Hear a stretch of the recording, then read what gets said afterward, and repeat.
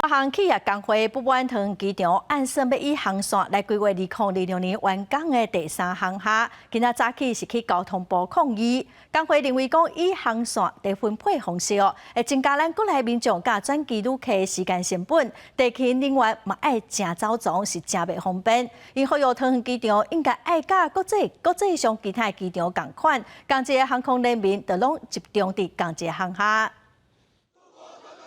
第3航厦安排乱，第3航厦安排乱，民众出国团团转，民众出国团团转。这个工会伫交通部门口画口号抗议桃园机场第3航厦的安排方式。华航工会表示，2018年的时，原在规划要以国际航空联名做分配，但是伫今年却传出要以航线做分配，因批评这毋但造成航空公司无利便，旅客也会无傻傻，要求交通部召开公听会听各界的意见。也就是说，为了增加飞机的使用率，它不可能只飞某一个航线，它可能是在跨航线在飞的时候，一般的民众他也不可能每天出国去非常熟悉机场的动线，所以它航线区分航厦的话，就会导致我们一般民众出国也有可能会面临，因为这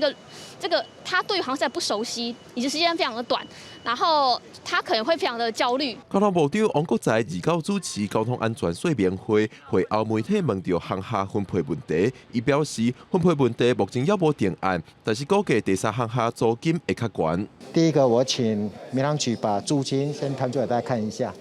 然后大家觉得说，是不是还是要做这样的选择？所以我们初步大概比较定案的是，第1航厦是